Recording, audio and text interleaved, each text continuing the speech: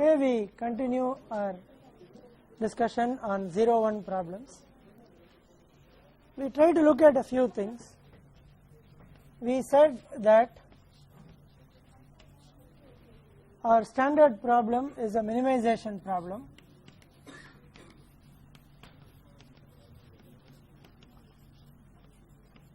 With all constraints of the greater than or equal to type, and of course all variables are 0 and 1.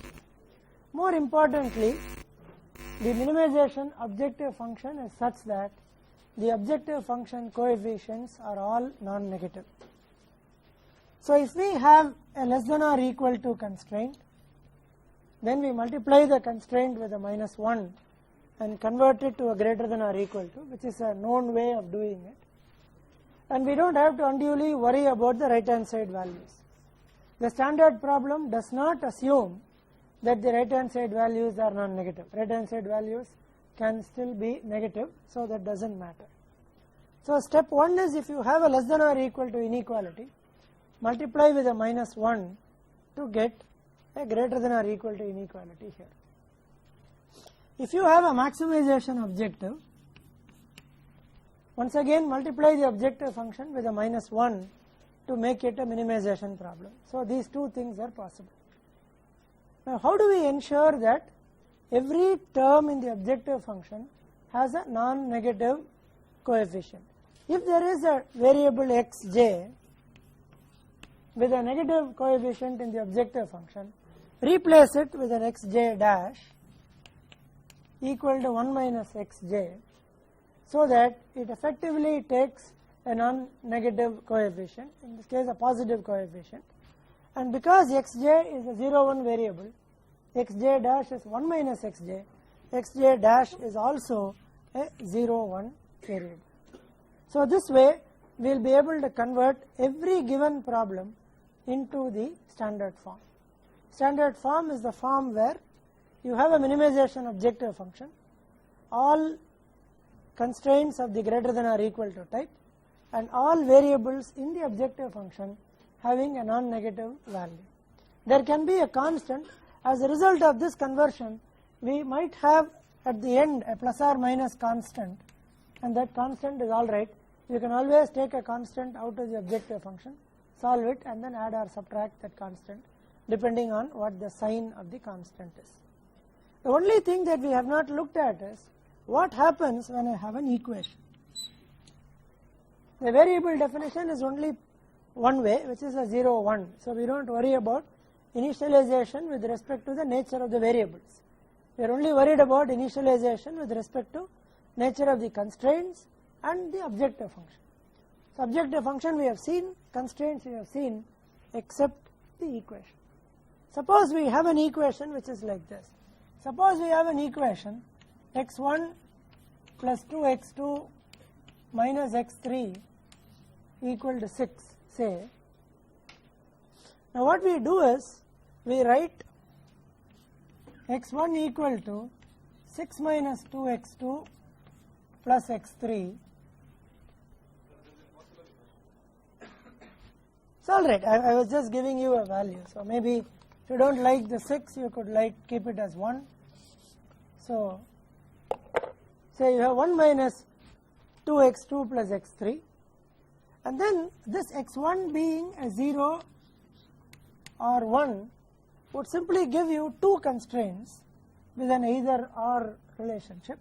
So this would give you x1 is either, now this is written as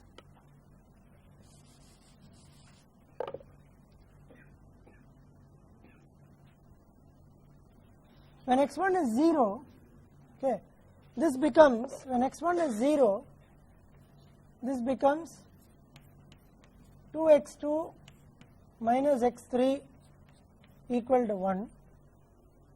When x1 is 1, it becomes 2x2 minus x3 equal to 0.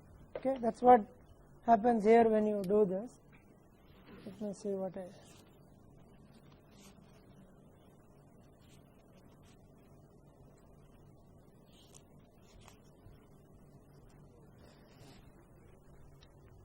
sorry. So what we do is, this is x1 equal to this. x1 being a 0, 1 variable is now written as x1 greater than or equal to 0, x1 less than or equal to 1, x1 defined as a 0, 1 variable. Now x1 greater than or equal to 0 would give you 1 minus 2x2 plus x3 greater than or equal to 0. So 2x2 plus x3 less than or equal to 1, and 1 minus 2x2 plus x3 less than or equal to 1 would give us minus 2x2 plus x3 less than or equal to 0.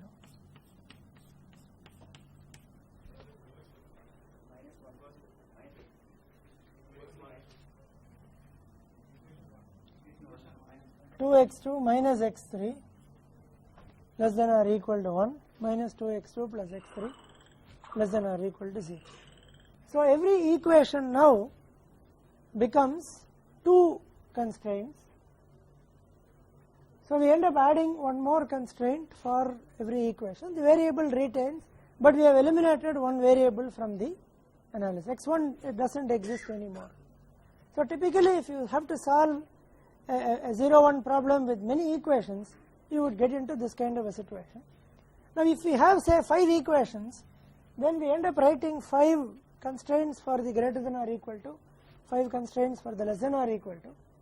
For the less than or equal to 1 and greater than or equal to 0, one of them you can simply add, particularly the less than or equal to type constraints you can add and convert 5 of them into a single constraint depending on the problem. But as a general rule, if you have an equation, then you end up creating 2 constraints for, you eliminate the equation and you eliminate one variable from the equation, but then you have to create one additional constraint. So there will be 2 constraints.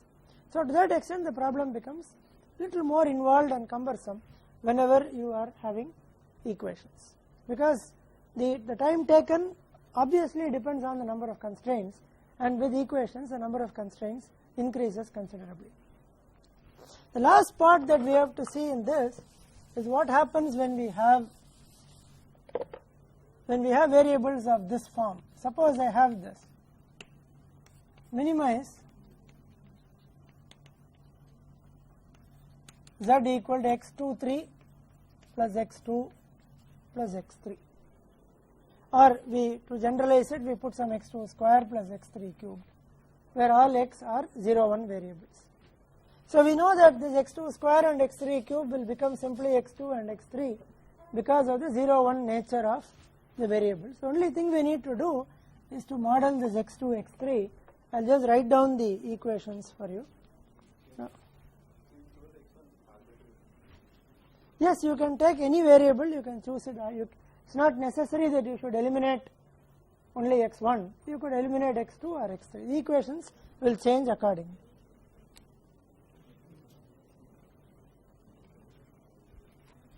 So you will have y, you will replace x2, x3 by y, and then say that x2 plus x3 minus y1 less than or equal to 1 minus x2 minus x3 plus 2y1 less than or equal to 0, x2, x3, y1 equal to 0, 1.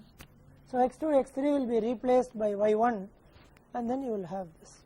So for every product term, you will have 2 constraints which are coming in and an additional variable that also comes in. There is another way of representing it also.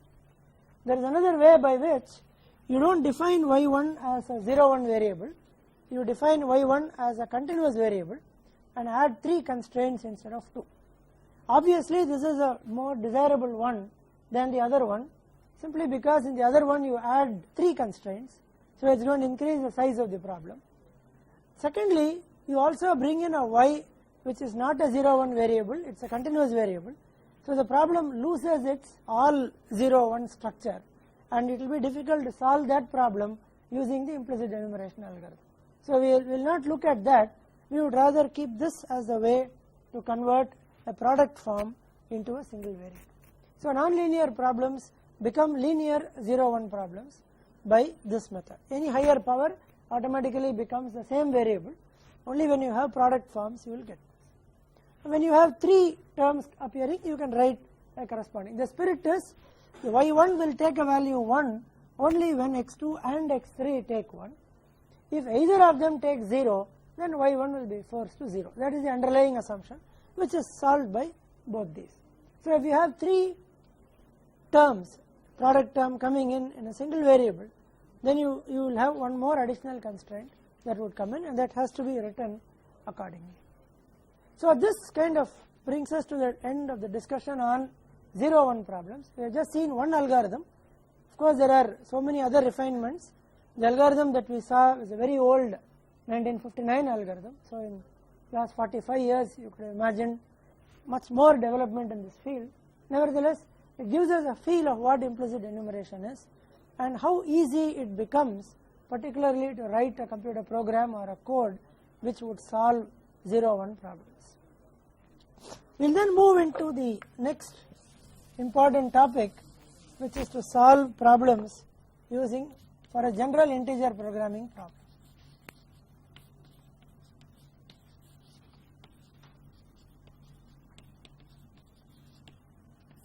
Now we look at how we solve a general integer programming problem.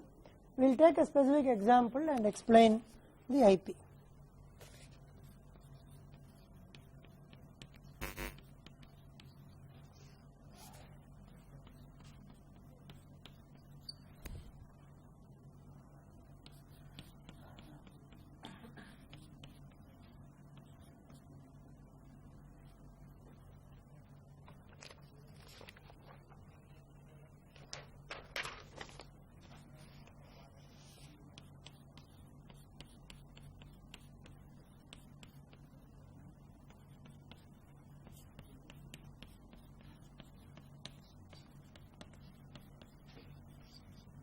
We will take this problem as a standard problem and try to solve this.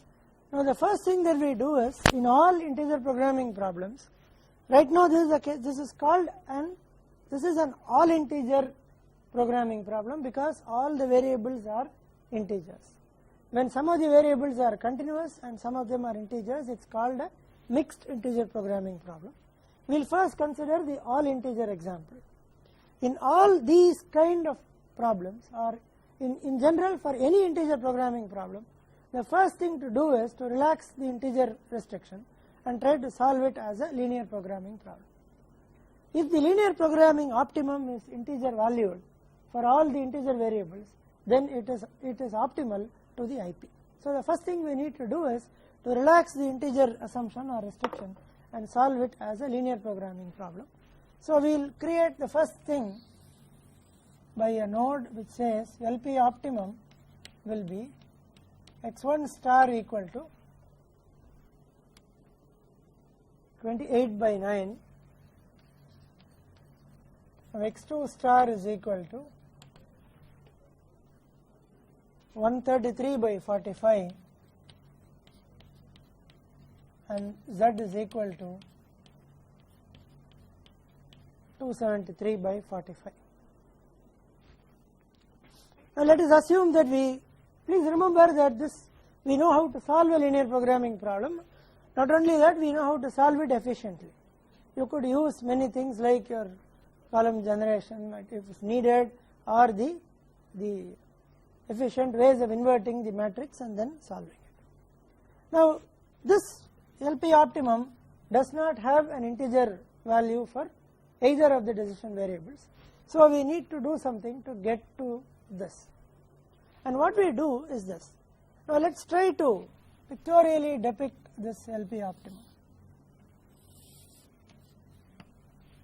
Let us say we need to plot both the constraints. So 7x1 plus 5x2 less than or equal to 7, say if we call this as 1 and 2. So the first constraint would have a 1 0 here, x1 equal to 1, x2 equal to 0, and then we have 0 and 7 by 5. So I have 1 0 for the first one, and x2 is equal to 7 by 5, which is roughly which is 1.4. So this is the first line which is here.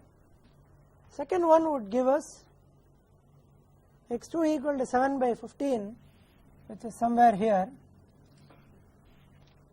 and x1 is equal to minus 7 by 12, which would be, say, somewhere here. So this would be our, yeah? Ah. One second, let me just check. Minus 5x2, sorry. 7x1 minus 5x2 less than or equal to 7, minus 12x1 plus 15x2 less than or equal to 7. I missed the minus. I was also realizing that this is 3 point something and something else was happening here. So, right. So this is the value. So this is your, so I have not plotted it all right. I need to plot the first line again.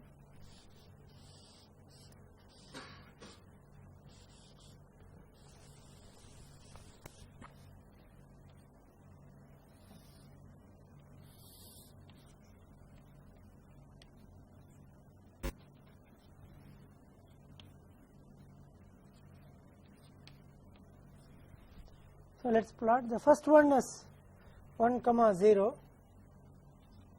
and this would be minus 1.4, which is somewhere here. First line would go like this. Second line would be 7 by 15, which is somewhere here, and minus 7 by 12.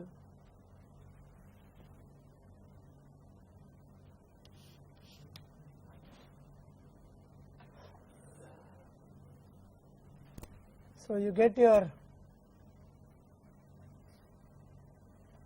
let's say 28 by 9 is somewhere here, and 133 by 45, this should be somewhere here. And assume that it goes like this, and somewhere here is the LP optimum. We will say that this is 3.1 something, comma 2.45, 3s are 135, so 2 point something. So we have x1 equal to 3.1, x2 is 273 by 45, which is like 2.95. Now what we understand from this is, this counterpoint solution is not optimal, that is number one. Number two is, we would not be interested in, for example, if I take a variable, say x2 under consideration, and I kind of draw a line here that represents x2 equal to 2, and there is a line here which is x2 equal to 3. I know for sure that every point here on the feasible region which is above x2 equal to 2 is not actually feasible with respect to the integer programming, because I have a restriction that x2 should be an integer value. x2 can only take a value 2 or 3 if I am in this territory. x2 could take 1 if I am in another territory, but looking at the optimum, if I basically take one variable which is x2, I could do the same interpretation for x1. If I take variable x2 which is at 2.95, I know that I am not interested in this value, it is infeasible to the IP. So my x2 can only be, I am interested in all integer values where x2 is less than or equal to 2 or x2 is greater than or equal to 3. I am not interested in any value which is in between this. So what I will do now is, I take any one of the variables which has a non-integer or a fractional value at the optimum. In this case I might take x2. I can do the same thing with x1.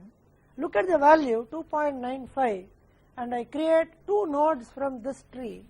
One which says x2 less than or equal to 2, less than or equal to the lower integer value, and x2 greater than or equal to 3, which is greater than or equal to the higher integer value. Because I know that any x2 which is in between these two. For example, anything that is slightly above 2 or slightly below 3 but fractional value is not desirable because it is going to be infeasible to the integer programming problem. So you create two branches from the original LP by adding these two constraints, x2 less than or equal to 2 and x2 greater than or equal to 3, and solve two resultant linear programming problems. You should not put both the constraints into the same problem, because if you put both the constraints into the same problem, you end up creating x2 infeasible. The very fact that you have written two constraints, there is no feasible area corresponding to these two, but then you know for sure that such an area you don't want to look at because it is not feasible to the IP. So you will create two integer programming problems, two linear programming problems at every node that you branch. One less than or equal to the lower integer value of a fractional variable, and the other greater than or equal to the higher integer value of the fractional variable. In this case, you get less than or equal to 2 and greater than or equal to 3. And solve this problem all over again. Solve the original LP with the additional constraint that x2 less than or equal to 2. When you do that, you get a solution x1 equal to 17 by 7,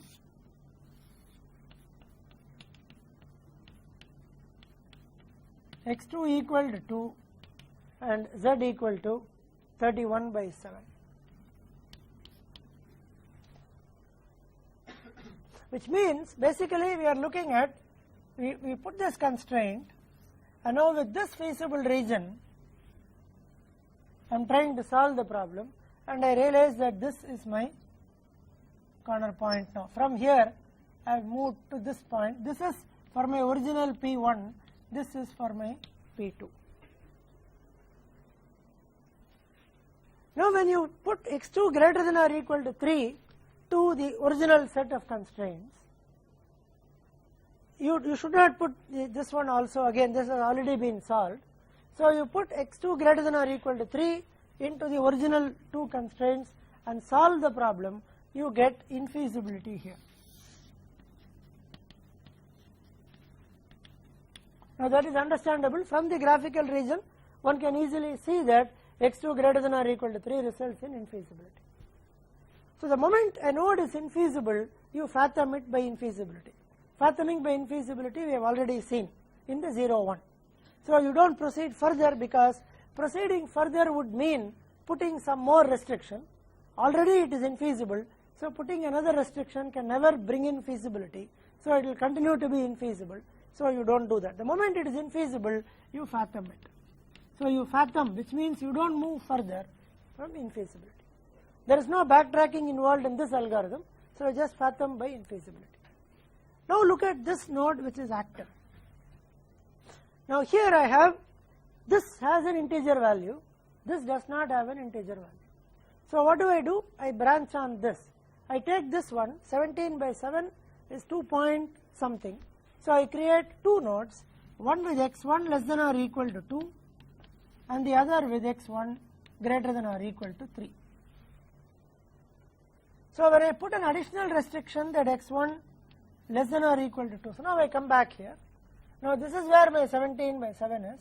So let me assume that my x1 less than or equal to 2 is somewhere here, and x1 greater than or equal to 3 is somewhere here. So less than or equal to 2 will give me another one which is somewhere here. So when I do that, I still have, I am able to get this point which is in the feasible region. So I get x1 equal to 2, x2 equal to 2 and z equal to 4, which is a feasible solution to the IP.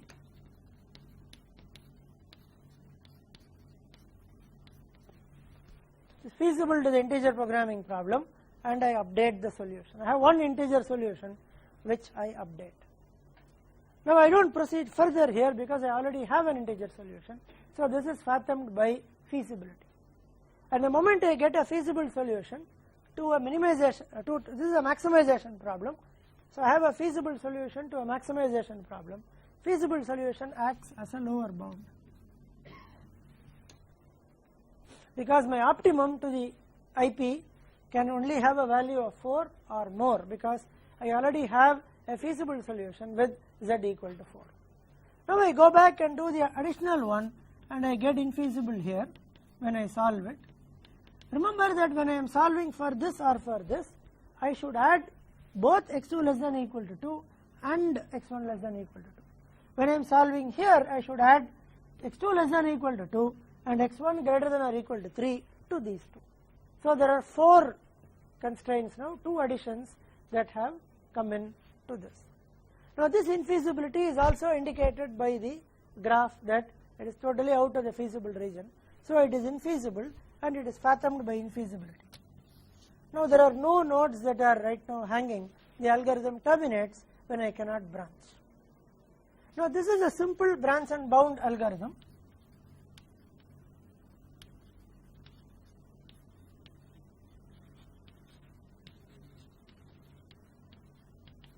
This is a simple branch and bound algorithm to solve integer programming problems. We have taken a very small and simple example which kind of terminates in 5 nodes and gives us the optimum. Now what were we trying to do? So in all these aspects, whenever we branched from a node, we were basically trying to eliminate a certain feasible region from this feasible region. For example, when we branched on the first time when we branched, we were actually trying to leave out this much of a feasible region by putting an x2 less than or equal to 2 and an x2 greater than or equal to 3, we eliminated this portion of the feasible region. So every time you branch, you end up eliminating or leaving out a certain portion of the feasible region, and somewhere in the order in which you do it, you will end up, if the problem has, the IP has an optimum, then you will reach the optimum in a finite number of iterations, but there is no way to guarantee what is that finite number. It can be a very large number of iterations, but it does converge in a finite number of iterations. That's one. Now the idea is, whenever we branch, we kind of create either 2 horizontal lines in the graphical representation, or create 2 vertical lines, and that part of the feasible region that lies between those 2, in this case 2 horizontal lines if you branch on x2, that part of the feasible region is eliminated. You look at either this or the other. It turns out in this case that it is infeasible and so on. Next. Now another important thing is this: every branch and bound algorithm basically has 3 things. It has a branching strategy, it has a branching strategy, it has a bounding strategy, and it has a node selection strategy. These are the 3 things that are associated with any branch and bound algorithm. Now what is the branching strategy for this example? What is the bounding strategy? What is the node selection strategy? 1. Let's look at the bounding strategy. That's easy. Bounding strategy here is, you fathom by infeasibility.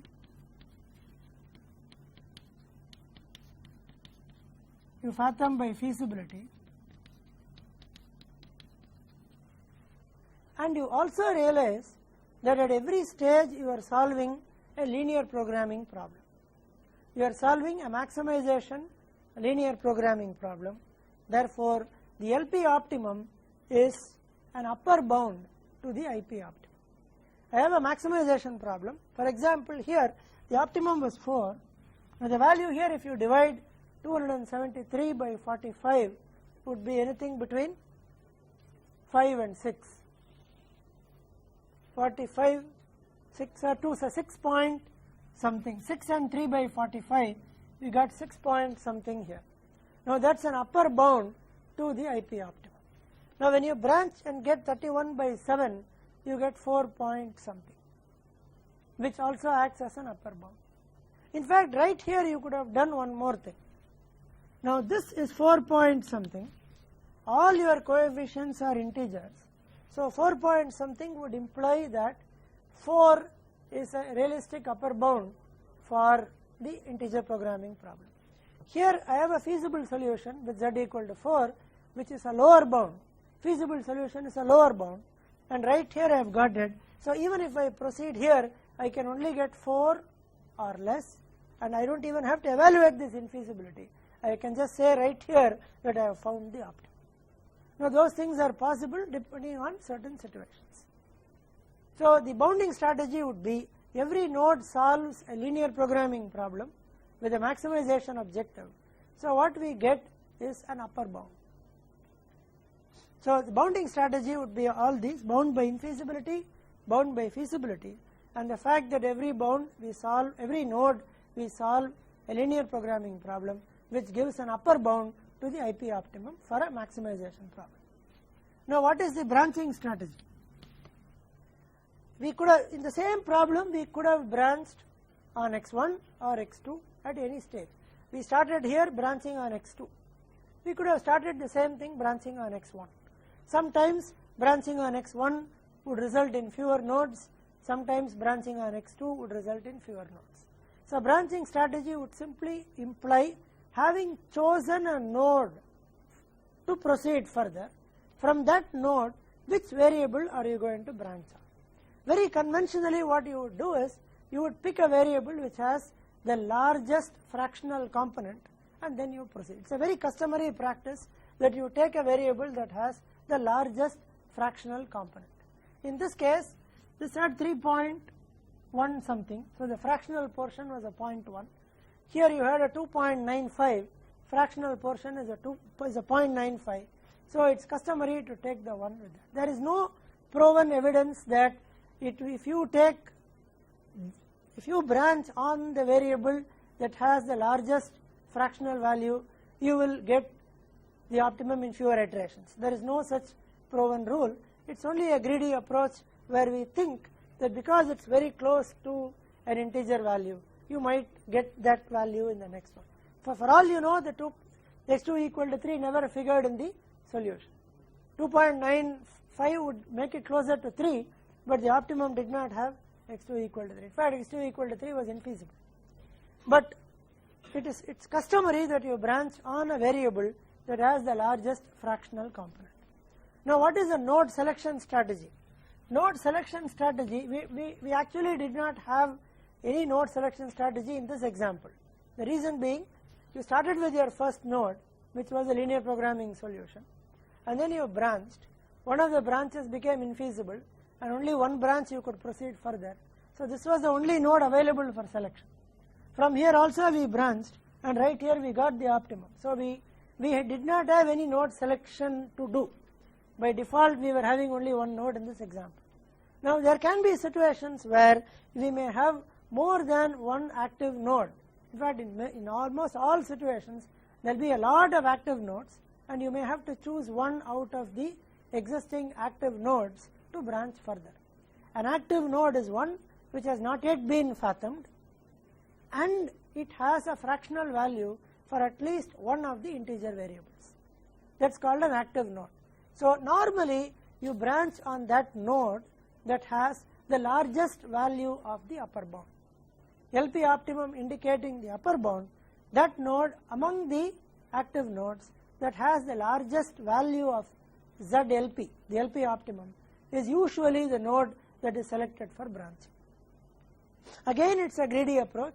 For example, when I say here 6 point something, if I choose a node with, there is a node with an upper bound of 6 point something, there is a node with an upper bound of 5 point something, let's say. If it turns out that the LP optimum is 4, that is, it's pretty much possible that proceeding from the node with 5 point something may reach the optimum faster. But we always end up being optimistic, saying if there is a node with an LP value of 6, it gives us an outside chance of getting an IP value of 6. Whereas proceeding from a node with an LP value of 5 point something can only give us at the maximum an integer programming solution with z equal to 5. So we don't do that. Eventually all nodes have to be evaluated. So there is nothing like saying that I won't do this, I only branch on one node. But by and large, all these three things have to be done very meticulously, and it is also well known that depending on the choice of these three, both the memory requirement as well as the time requirement of the IP problems are defined. Why does the memory requirement come in? Here we don't, in the earlier 0-1 implicit enumeration algorithm, the variable to branch could take only 2 values. So backtracking was a very convenient way of moving from one node to another in a branch and bound tree. A variable that takes a value 1 can only take a value 0. Here that cannot happen. For example, x2 may be between 2 and 3, so you branch on x2 with 2 and 3. Somewhere later when you move down, x2 would take a value between 1 and 2 and you might do some branching. So you don't have that the variable appearing only once in the branching with 0, 1 and so on. So here you have to store all the active nodes. Storage becomes an issue in this kind of a branch and bound. Storage was not an issue in the implicit enumeration algorithm. So normally right at the time of storing you sort in the decreasing order of LP optimum and then store at the right place so that your node selection becomes easy. You always branch on the first active node, the node that has the largest LP optimum. So these are the various issues associated with a branch and bound algorithm for integer programming. The 3 strategies: branching, bounding and node selection, as well as the branch. Every time we branch from this, we actually eliminate a certain area from the feasible region which is bounded by 2 horizontal lines or 2 vertical lines. Now if we have, this is for an all integer problem where all the variables are integers.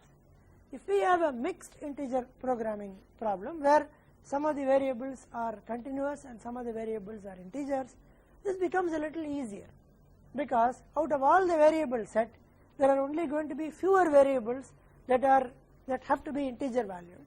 So in some sense with fewer nodes we should be able to terminate at the optimum. You don't have to branch on the variables that have greater than or equal to. You need to branch only on those variables that have integer restrictions and at that point do not have integer values. So this is how the general branch and bound algorithm works with the 3 things: branching, bounding and node selection. Now we look at another way to solve integer programming problems.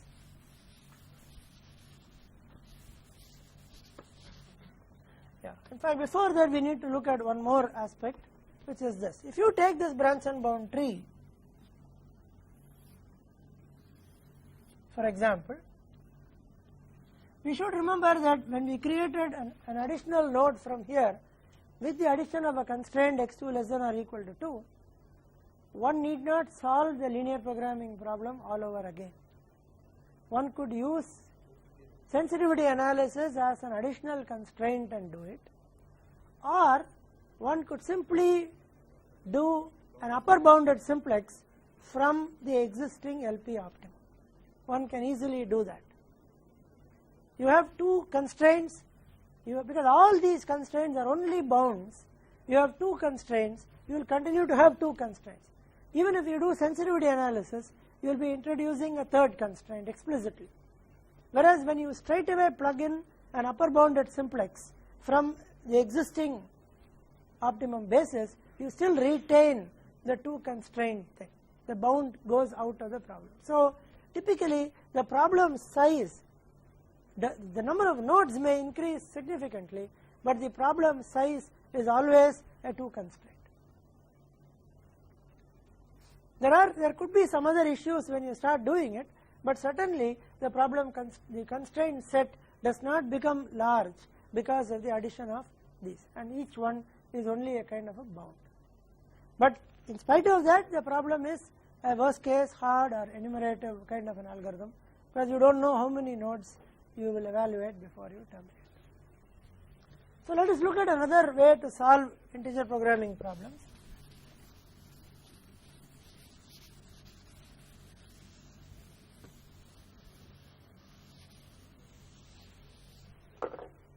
As usual, we solve this first by the simplex algorithm to get an LP optimum. So let's construct the simplex table and then solve it first using the simplex algorithm. So we will have x1, x2 x3, x4. We start with x3 and x4 here. So you would have x3, x4 here. We will have 1, 1, 0, 0, 0, 0, 7, minus 5, 1, 0, 7, minus 12, 15, 0, 1, 7, 1, 1, 0, 0. So you could enter on x1, you could enter on x2. So let us go back and enter on, we enter x1 here. Find that there is only one leaving variable. So this is the leaving variable. Because of this negative, there is only one leaving variable. So I have x1, x4. So I have 1 and 0. 1 minus 5 by 7, 1 by 7, 0, 1. This plus 12 times this, so 0. 15 minus 60 by 7 is 45 by 7. This plus 12 times this is 12 by 7, 1. 7 plus 12 into 1 is 19. So we get a 1 here. So this becomes 0, this becomes 0. 1 plus 5 by 7 is 12 by 7, and this is minus 1 by 7. So x2 enters again. There is only one leaving variable here. This is here. So I have x1, x2, 1, 1. This is the pivot element. 45 by 7 is the pivot. So multiply or divide by the pivot to get 0, 1, 12 by 45, 7 by 45. 19 into 7 is 63, 133 by 45 here.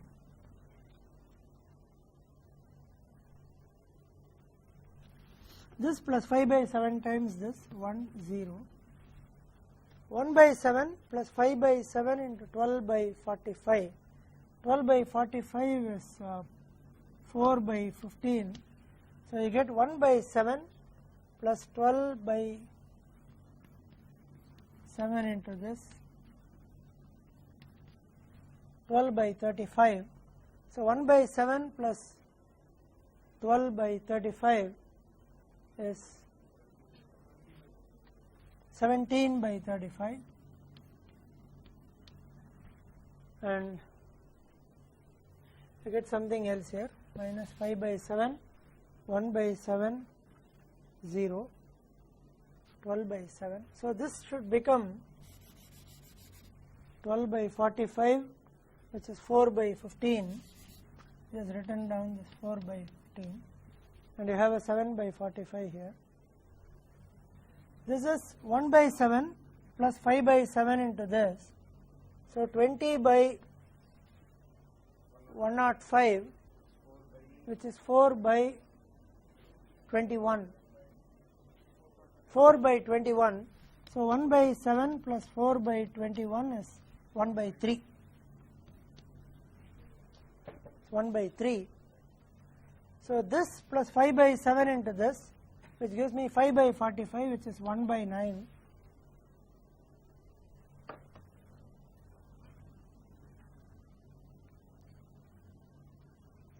So this plus 5 by 7 into this. So 1 plus 5 by 7 into 133 by 45. So that's 28 by 9, which we know anyway. So 28 by 9. So the Z value is 28 by 9 plus 133, 273 by 45. And you get 0, 0, minus 9 by 15, minus 4 by 50. So this is the LP optimum that we have. Now we realize that both x1 and x2 are not integer valued. We can choose any one of them and proceed further.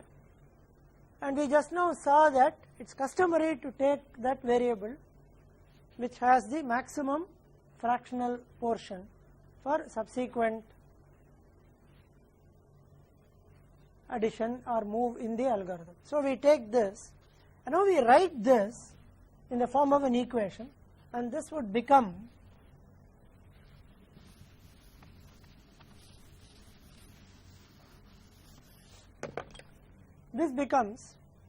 x2 plus 4 by 15 x3 plus 7 by 45 x4 equals 133 by 45.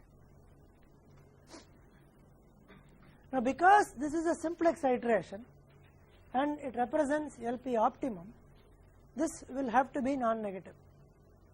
Even if it's a dual simplex iteration, it doesn't matter. Because this represents an LP optimum, this has to be non-negative. What we do is, we rewrite this in such a way that